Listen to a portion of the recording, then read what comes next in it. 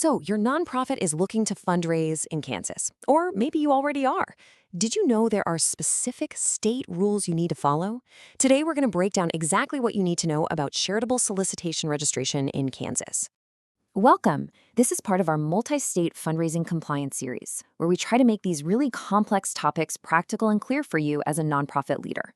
This resource is provided by the compliance experts at Ironwood Registrations. All right, here's what we're going to cover. We'll start with who needs to register in Kansas. Then we'll walk through that initial process. We'll also look at who might be exempt, how to handle your annual renewals, and finally, how this all fits into the bigger picture of national fundraising. Now, you might think that getting your federal tax exempt status from the IRS is the finish line, right? And don't get me wrong, that's absolutely vital, but it's really just one big piece of the compliance puzzle. Most states, and that includes Kansas, also regulate charitable fundraising directly. So let's dive right into the big question. Who actually has to register in Kansas? Okay, so in Kansas, fundraising is regulated by the Office of the Attorney General. And the rule is pretty straightforward. If you plan to ask for money in Kansas, you have to register with them before you even start soliciting. That before is super important. And this rule, it has a really broad reach. It doesn't just matter if your organization is physically located in Kansas. It also applies, and this is the part that catches a lot of people, if you're located anywhere else in the world, but you're soliciting donations from Kansas residents. And yep, if you're using a professional fundraiser, this applies to you too. So what exactly does solicitation mean? Well, honestly, it's pretty much any request for a contribution.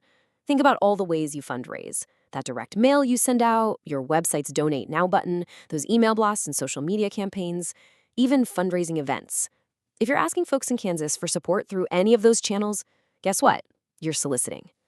Okay, so now that you know whether or not you need to register, let's walk through what that initial filing process actually looks like. The process itself is actually pretty straightforward. You'll need to file the state's charitable organization registration form. And hey, you can submit it the old-fashioned way, by mail, or, which is nice, by email. The absolute key, though, is making sure you include all the necessary documents. And what are they going to ask for? Well, you can expect to include your most recent IRS Form 990, a list of your organization's key people, your officers and directors, and other financial info. Just a heads up, for organizations bringing in higher levels of public support, you'll also need to provide audited financial statements. Here's some good news, though. The initial registration fee in Kansas is just $25. That makes it one of the more affordable filing fees you'll find anywhere in the country. All right, now this next part is really important, because not every organization needs to register. Let's talk about some of the common exemptions. This could potentially save your organization a lot of time and effort. Kansas has two main monetary exemptions. The first one is if your organization doesn't plan to receive more than $10,000 in contributions for the whole year, and, this is a big and, all your fundraising is done by volunteers. The second one is if you get contributions from no more than 100 people during the year. Now, what's really interesting here is that these limits apply to your nationwide activity, not just what's happening in Kansas.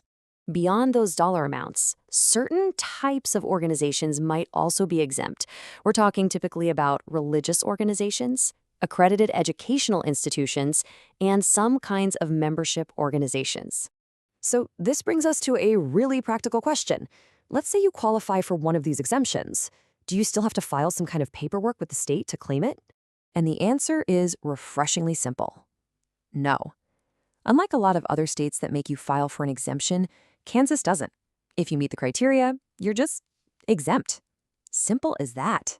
Okay, let's move on for those of you who do have to register.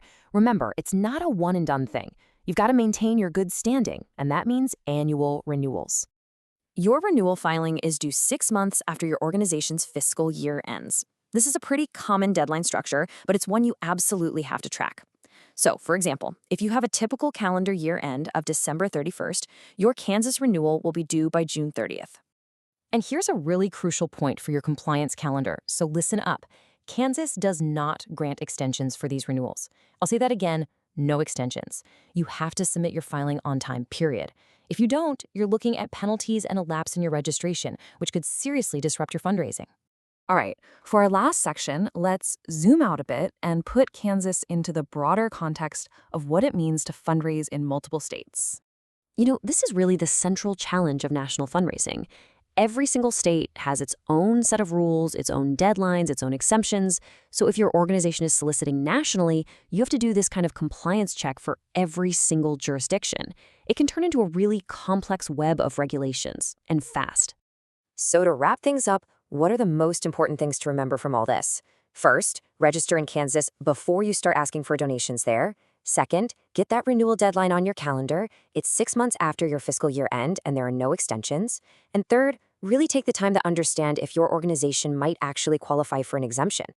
And that leaves us with one final question for you to think about.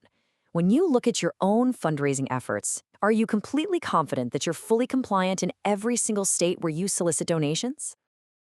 Understanding these laws is just so key to protecting your organization. If you need a hand managing your charitable compliance, whether it's just in Kansas or all across the country, you can learn more and get some expert help at ironwoodregistrations.com.